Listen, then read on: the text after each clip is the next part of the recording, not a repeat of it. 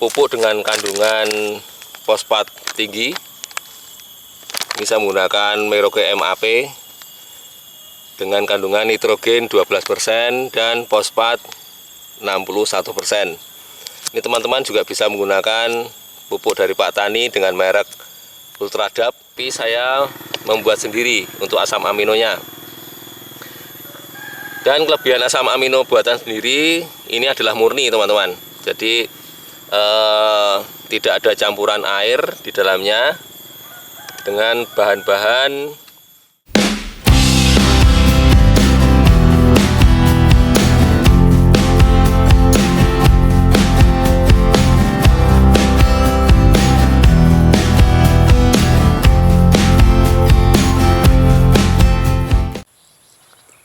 Assalamualaikum warahmatullahi wabarakatuh. Selamat pagi teman-teman. Selamat berjumpa kembali di channel Petani Bantul. Hari ini hari Rabu tanggal 13 Desember 2023.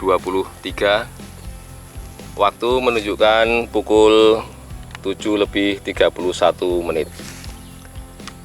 Agenda pada hari ini yaitu saya akan melakukan pengocoran di umur 28 HST.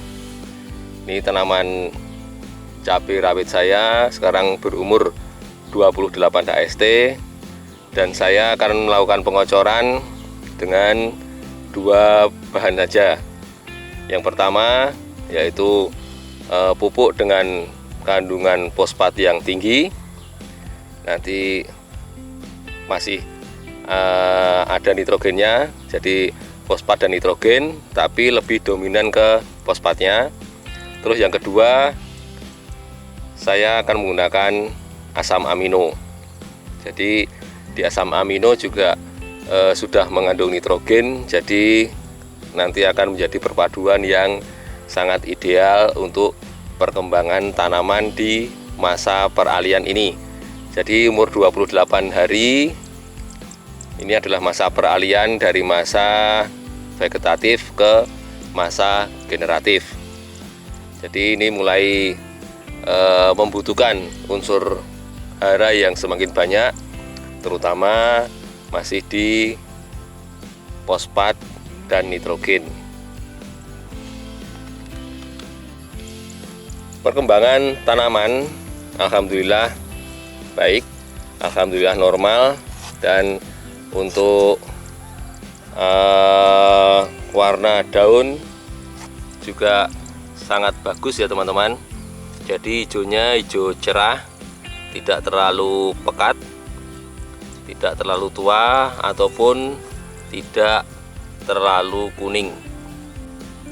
Jadi tanda-tanda atau ciri-ciri tanaman yang tercukupi kebutuhan nutrisinya adalah seperti ini. Daunnya tidak kaku, juga tidak terlalu lemes.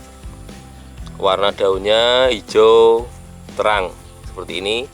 Pucuknya juga bagus. Ini ada bolong, kemungkinan dimakan ulat atau belalang teman-teman. Nah seperti ini. Ini adalah tanda-tanda tanaman yang sehat. Di lahan saya masih ada tanaman yang kecil. Ini karena kemarin adalah tanaman susulan atau sulaman. Karena yang seperti yang saya ceritakan di video sebelumnya, memang ada beberapa tanaman kemarin yang terkena bulai, jadi saya cabut, dan akhirnya saya harus menyulam beberapa tanaman. Kalau nggak salah sekitar ada 13 atau 14 batang cabai, batang pohon cabai yang kemarin terkena virus Gemini. Ini di lahan saya ada beberapa juga tanaman yang satu lubang tanam berisi 2 batang pohon. Ini 1, 2. Ini karena kemarin pas waktu penyemaian itu bijinya masuk ke lubang semai 2 biji, jadi tumbuh dua-duanya, dan akhirnya saya tanam sekalian aja daripada dipisah nanti malah mengganggu perakarannya.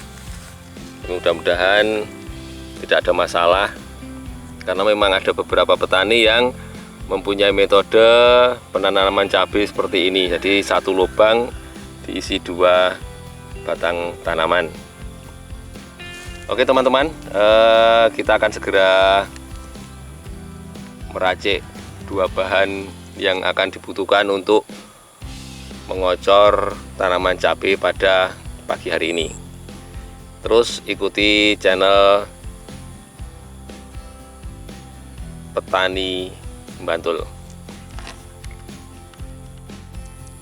Terima kasih saya ucapkan kepada teman-teman yang sudah subscribe atau sudah setia dalam menonton video-video saya. Mudah-mudahan rezeki kalian bagus, rezeki kalian baik, lancar, tanaman yang kalian tanam juga tumbuh subur dengan hasil maksimal, dan harga jual hasil pertanian sesuai harapan kita. Amin.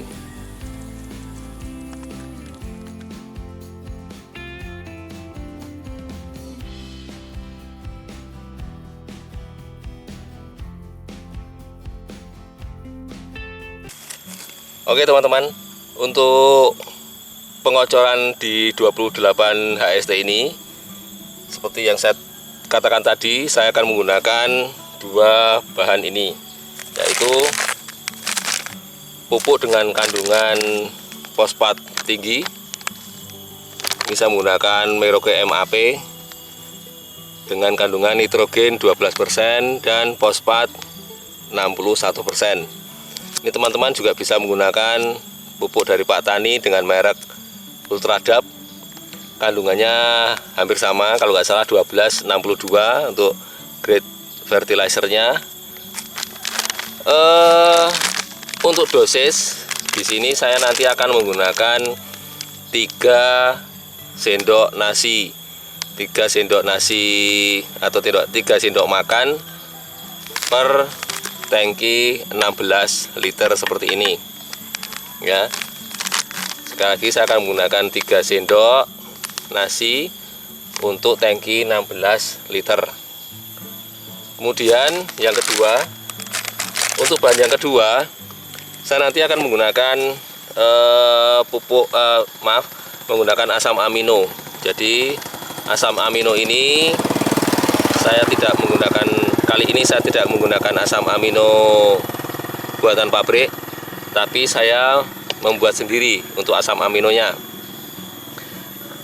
Dan kelebihan asam amino buatan sendiri ini adalah murni teman-teman. Jadi tidak ada campuran air di dalamnya. Dengan bahan-bahan saya menggunakan ikan lele, susu, dan pengurai proteinnya saya menggunakan kulit buah nanas.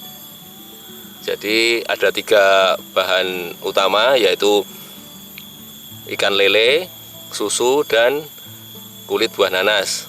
Kemudian untuk dekomposernya atau pengurainya saya menggunakan kemarin seperti EM4 ataupun bisa juga pakai M21 atau bisa juga pakai ekstragen. Untuk baunya di sini tidak busuk ya teman-teman. Ya memang ada bau amis, bau khas asam amino, tapi tidak busuk. Itu menandakan bahwa pembuatan atau proses dalam pembuatan asam amino berhasil. Karena kalau dipikir-pikir ini kan kemarin yang jelas bangkai, jadi bangkai ikan lele. Jadi untuk kemarin takarannya saya menggunakan ikan lele 2 kg, menggunakan susu murni, susu sapi murni 2 liter, dan menggunakan kulit buah nanas sebanyak 1 kilo. Itu kemarin jadinya sekitar 5 liter asam amino seperti ini. Kalau dihitung-hitung dalam pembuatan asam amino seperti ini jauh lebih murah daripada kita beli di toko atau buatan pabrik. Mungkin kalau kita beli di pabrik satu botol seperti ini harganya rata-rata 50-60 ribu.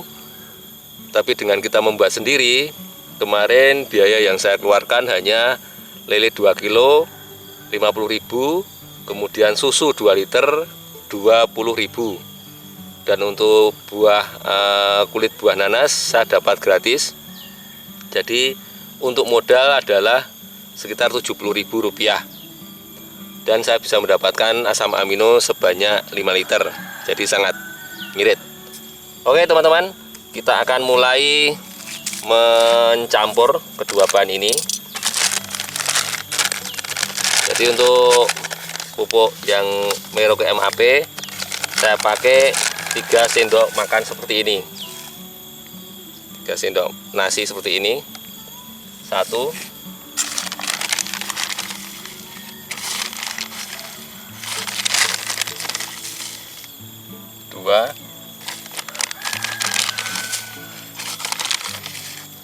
3. Saya tambah sedikit teman-teman karena kurang munjung tadi. Oke. Kita aduk terlebih dahulu biar tercampur merata dulu.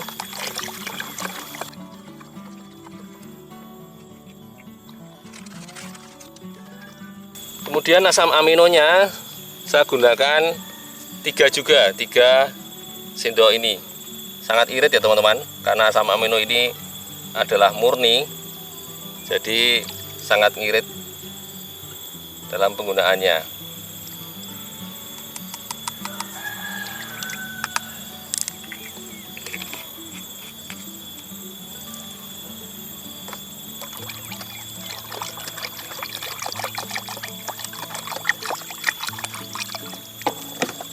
Oke, kita akan masukkan ke sprayer.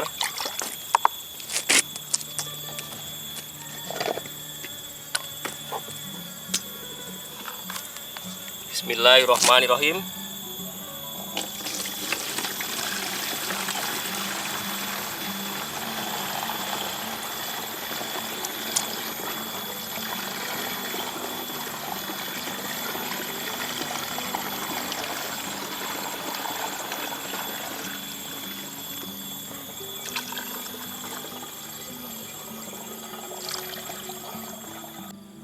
Oke teman-teman, kita akan mulai pengocoran. Bismillahirrahmanirrahim.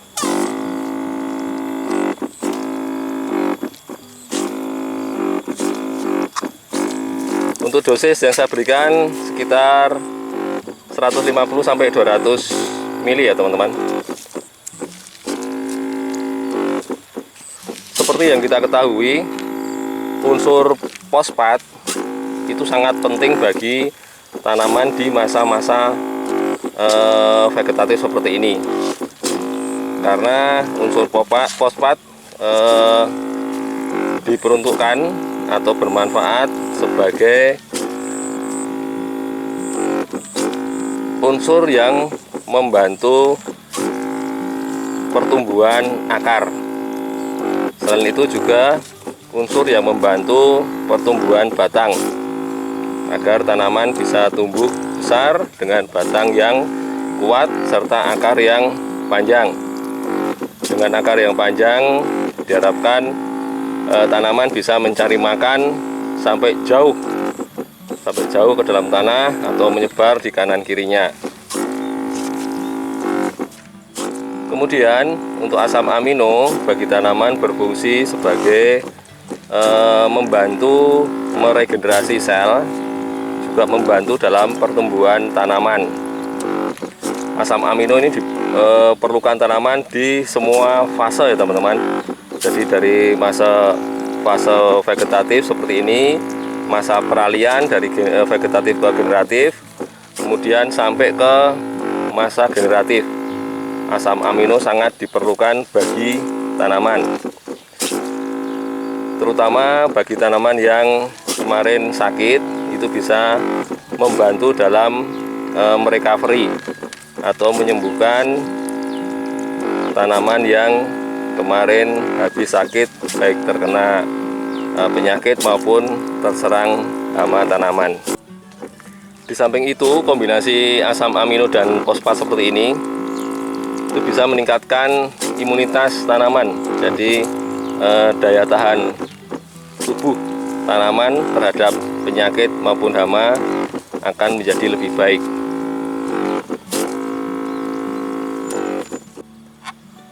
Alhamdulillah, untuk proses pengocoran pada pagi hari ini sudah selesai. Tadi pengocoran pupuk dengan kandungan fosfat yang tinggi serta nitrogen, serta saya mix dengan asam amino. Asam amino buatan sendiri, teman-teman. Untuk pupuk fosfatnya, sekali lagi teman-teman bisa menggunakan Merauke MAP ataupun dari Ultradap produk Pak Tani, atau bisa juga menggunakan merek Interfos. Itu enggak jadi masalah ya teman-teman. Dan oh ya, untuk sampai saat ini di hari ke-28 ini untuk pengocoran saya masih lakukan di lubang tanam. Jadi saya kocorkan di lubang tanam seperti ini tadi. Tapi besok setelah 30 hari ke atas saya akan buatkan lubang tanam di tengah-tengah. Jadi mungkin di sekitar sini ya teman-teman. Jadi untuk satu lubang susulan, maksud saya lubang susulan itu akan saya taruh di tengah seperti ini. Jadi untuk 3 tanaman.